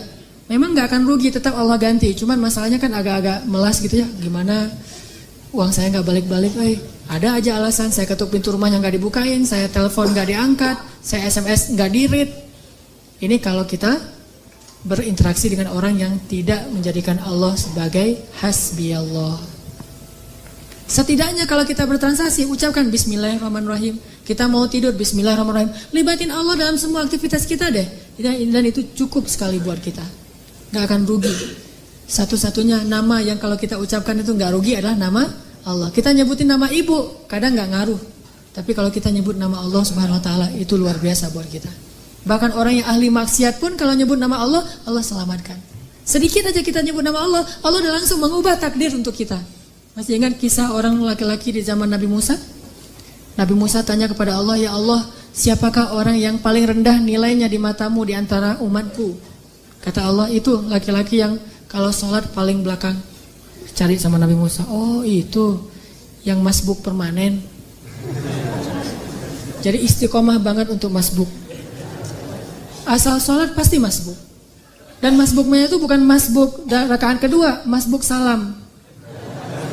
Pasti tahiyat terakhir aja dia datang tuh. Kalau sholat Jumat duduk paling belakang dekat teras atau di teras. Giliran selesai salam yang paling duluan bunyiin kendaraan. Yang pertama nyalain motor. Pulang duluan gitu. Itu tuh yang paling rendah nilainya di mataku di antara umatmu. Oh itu si kakek-kakek buta masbuk terus. Nabi Musa memandangnya sebelah mata. Ini orang pasti ini munafik, pasti ini nggak ada nilainya di apa, pasti dia nggak akan masuk surga. Terus diperhatikan nggak ada perubahan. Sampai suatu saat Nabi Musa ngepoin dia, mana dia kok nggak datang? Ternyata pas ditanya dia udah meninggal dunia. Makanya nggak datang lagi. Udah nggak istiqomah sekarang masbuknya, karena udah meninggal. Is dead lah ya. Nabi Musa tanya ke Allah, ya Allah, gimana keadaan orang itu di akhirat? Apakah dia masuk surga atau neraka? Kata Allah, ya Musa, dia itu udah masuk surga. Nabi Musa kaget, hah? Gimana ceritanya ya Allah dia masuk surga? Bukannya dia gak punya amal sama sekali, sholatnya juga malas-malesan, datang ke masjid selalu telat? Kata Allah, ya Musa, tahukah kamu? Suatu hari sebelum dia meninggal, hari terakhir dia sholat dan masbuk, tetap masbuk. Hari terakhir dia sholat, masbuk. Pas dia pulang, dia dibantu oleh seorang pembantu yang bawa dia pulang. Di tengah jalan dia bertanya kepada pembantunya, kita sekarang lagi di mana nih? Kalau dalam riwayat yang lain mengatakan dia kesasar, nggak ada pembantu, kesasar sampai ke tengah lapangan, tanah yang lapang, ketemu orang, dia tanya, mas, saya ini lagi di mana nih? Orang buta. Orang itu mengatakan, bapak lagi ada di sebuah tanah yang luas, tanah yang lapang. Kata dia, enggak, rahmat Allah lebih lapang. Rahmat Allah lebih luas. Cuma itu doang kata-kata dia tuh. Wahai Musa, dia mengatakan rahmatku lebih luas. Dan memang rahmatku luas, wahai Musa. Maka dengan itu, aku ubah takdirnya. Sesungguhnya rahmatku mendahului takdir. Sesungguhnya rahmatku lebih besar daripada kemarahanku. Allah marah sama pembuat dosa, tapi begitu pembuat dosa ngelirik ke langit dikit aja, Allah langsung perhatiin ada apa gitu. Allah udah langsung, kalau bahasa kita mah kayak kegeeran gitu. Padahal Allah itu maha mulia, nggak perlu GR. Tapi Allah saking perhatiannya sama kita, begitu kita ngelirik ke langit sedikit, wahai hambaku pengen berdoa, pas kita bilang astagfirullahaladzim, langsung dihapuskan dosa-dosa kita. Sesungguhnya rahmat Allah, kasih sayang Allah lebih luas daripada kemarahannya. Itulah kenapa kita harus menjadikan Allah segalanya dalam hati kita. Hasbi Allah wa ni'mal wakil. Mudah-mudahan ini bisa menyemangati kita dalam hidup kita. Pokoknya kalau belum udah pakai helm, udah pakai jaket yang tebal, udah pakai sepatu yang benar-benar udah kayak orang naik Harley gitu ya. Padahal naiknya bebek gitu, tapi udah kayak orang naik Harley. Udah lengkap tuh pakaiannya. Jangan pernah merasa aman sebelum mengatakan Bismillahirrahmanirrahim. Udah ikhtiar ini, ikhtiar itu. Jangan pernah merasa cukup sebelum mengatakan Tawakkaltu 'alallah. Pokoknya kalau belum ngelibatin Allah, belum selesai. Kalau udah ngelibatin Allah, yang lain belum selesai, insya Allah Allah selesaikan, Allah cukupkan, Allah berikan jalan keluar untuk kita. Wa may yattaqillaha yaj'al lahu makhraja. Itulah modal hidup kita. Mudah-mudahan itu bisa menjadi obat hati kita. Mudah-mudahan juga menjadi solusi dalam masalah-masalah kita. Marilah kita tutup dengan sama-sama berdoa. Semoga Allah memberi kita hidayah dan menyayangi kita sebagaimana Allah menyayangi para anbiya dan orang-orang soleh. A'udzu billahi minasy syaithanir rajim. Bismillahirrahmanirrahim. Alhamdulillahi rabbil alamin. حمدا يوافي نعمه ويكافئ مزيدا يا ربنا لك الحمد كما ينبغي لجلال وجهك الكريم وعظيم سلطانك اللهم صل وسلم وبارك على سيدنا محمد وعلى آله وصحبه أجمعين رضينا بالله ربا رضينا بالله ربا رضينا بالله ربا وبالإسلام دينا وبمحمد نبيا ورسولا. Ya Allah, ya Tuhan kami, ya Allah yang maha lembut, ya Allah yang maha baik, ya Allah yang maha pengasih, ya Allah yang maha penyayang, ya Allah yang maha memiliki segala cinta dan kasih sayang yang tidak terbatas.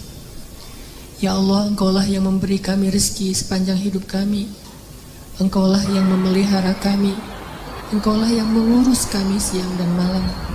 Ketika kami tidur, Engkau berikan kepada kami ketenangan.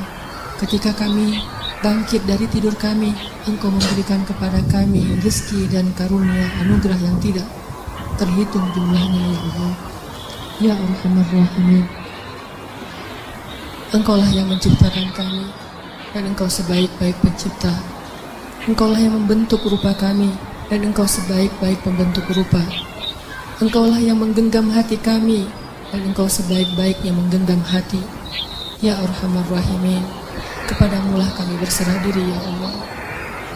Siapa lagi yang bisa kami harapkan setelah Engkau, ya Allah? Siapakah lagi yang bisa kami gantungkan segala permintaan dan doa-doa kami kecuali kepada Engkau saja, ya Allah? Siapa lagi yang bisa melakukan apapun tanpa pengecualian, tanpa ada batas kecuali Engkau, ya Allah. Engkau maha kuasa atas segala sesuatu, ya Allah. Ya Arhamar Rahimin, Engkaulah harapan kami, ya Allah.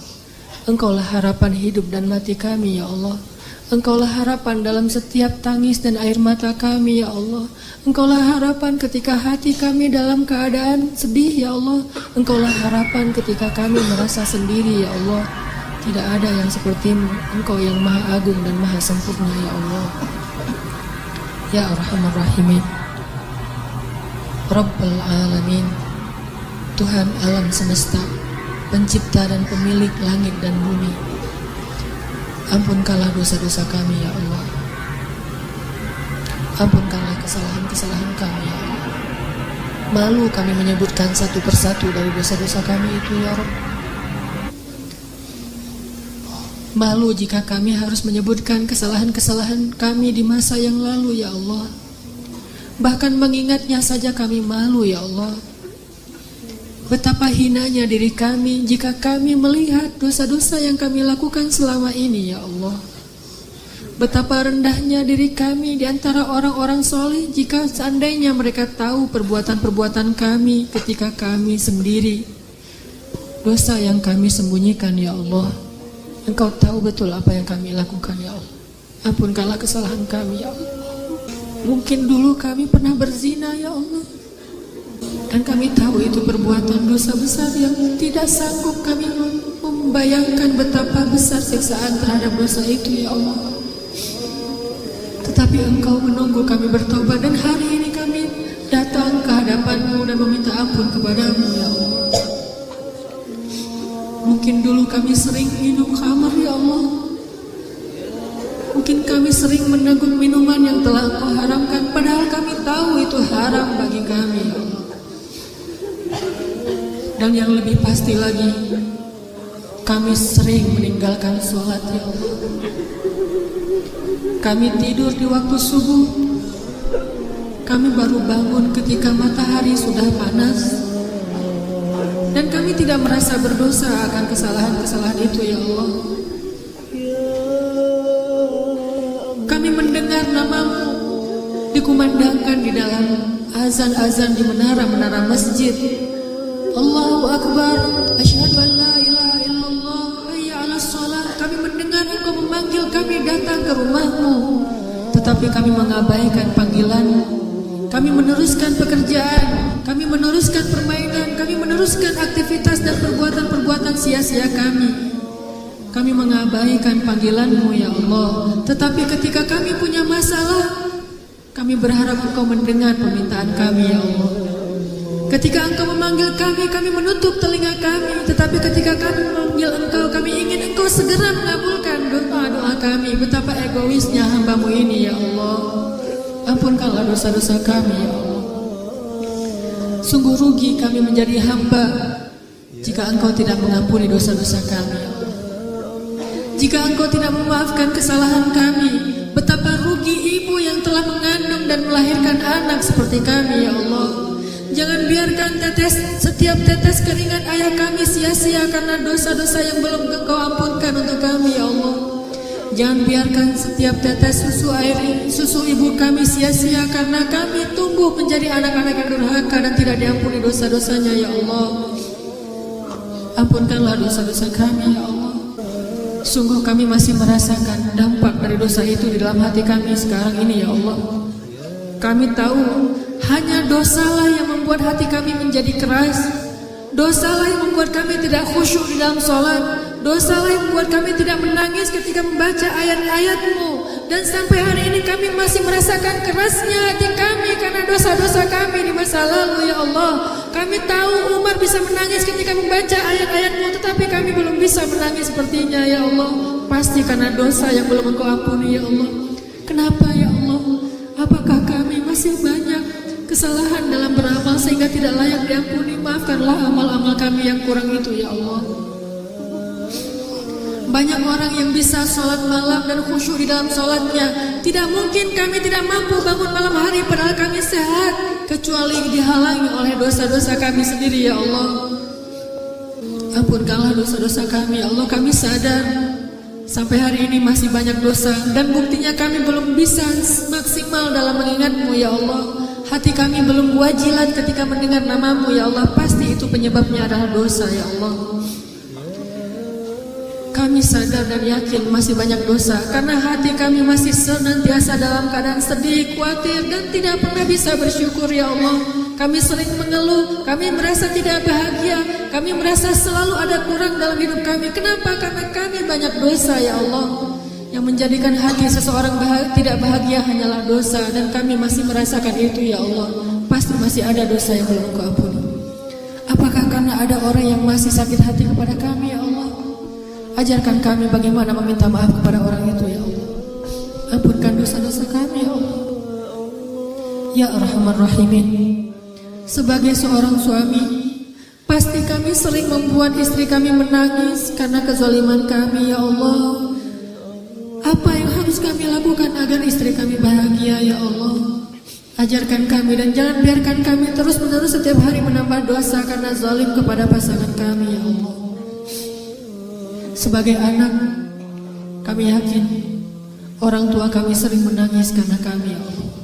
Kami yakin ibu kami diam-diam menangis di dalam sholatnya dan tidak berani menampakkan wajahnya ketika sedang menangis di hadapan kami karena dia takut kami akan marah kepada mereka ya Allah. Betapa sering ibu kami ingin menasihati kami karena kami bersalah, tetapi dia takut kami membentaknya sehingga dia diam saja lalu dia menangis. Maafkanlah kesalahan kami ya Allah. Sering kami membanding-bandingkan ibu kami dengan ibu orang yang lain. Sering kami menganggap ibu kami tidak berjasa dalam hidup kami sehingga kami tidak berbakti kepadanya. Bukankah 9 bulan susah payah mereka mengandung kami itu jasa yang tidak pernah bisa kami balas ya Allah? Betapa durhakanya kami mengatakan ibu kami tidak berjasa bagi kami, padahal 9 bulan dia mengandung kami dalam kepayahan. Setiap malam dia menjerit, setiap malam dia mengadu kepadamu betapa sulitnya mengandung. Bukankah itu jasa yang tidak pernah bisa kami balas ya Allah? Tetapi kami senantiasa mengatakan kami tidak perlu berbakti karena ibu kami tidak pernah berbuat baik kepada kami. Kadang kami tidak mau mendengar nasihat ayah kami karena merasa ayah kami tidak mendidik kami dengan baik.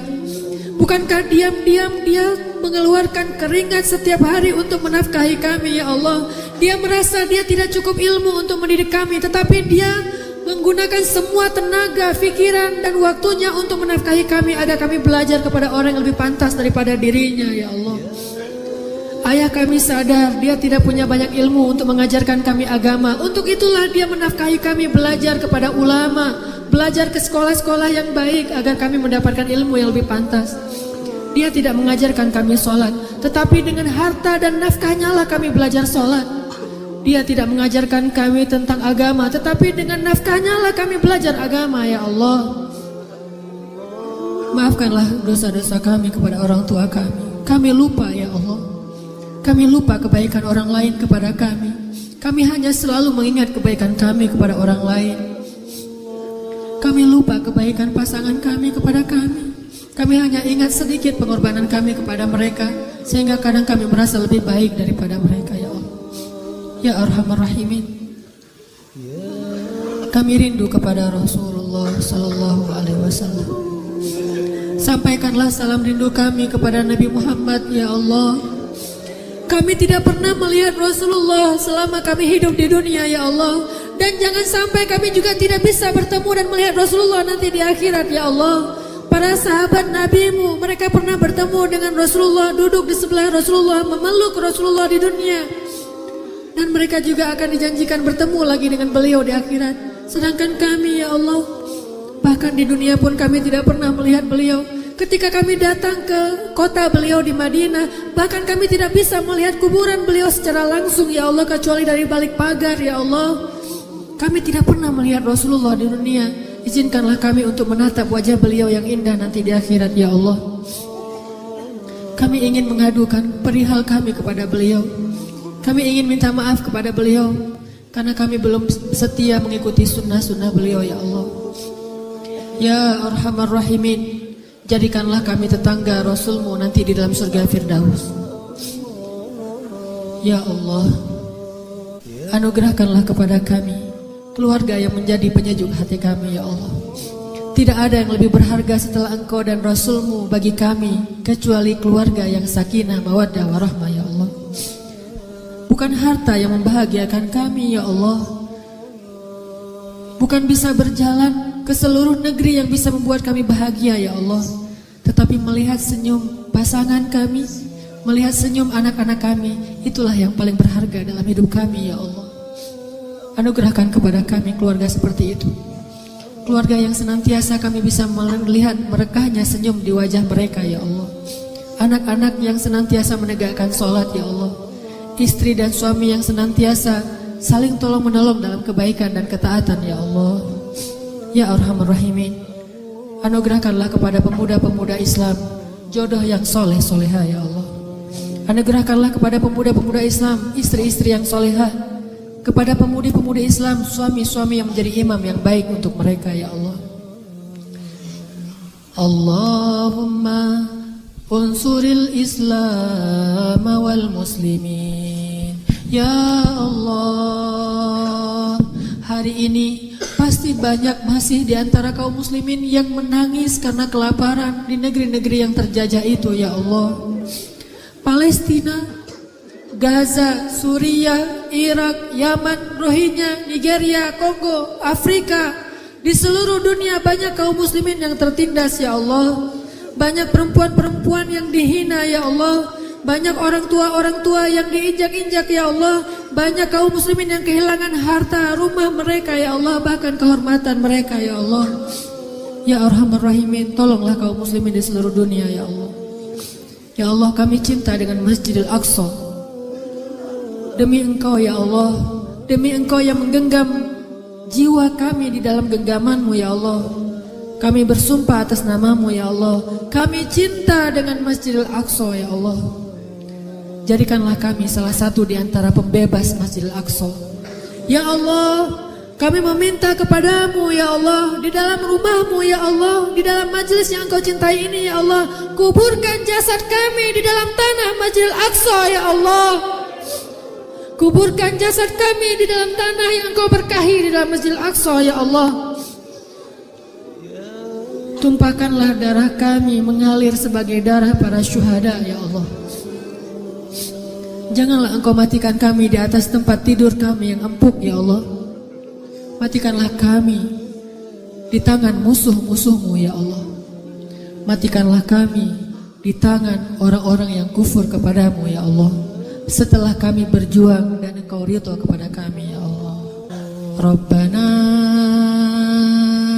zalamna anfusana wa illam taghfir lana wa tarhamna lanakunanna minal khasirin.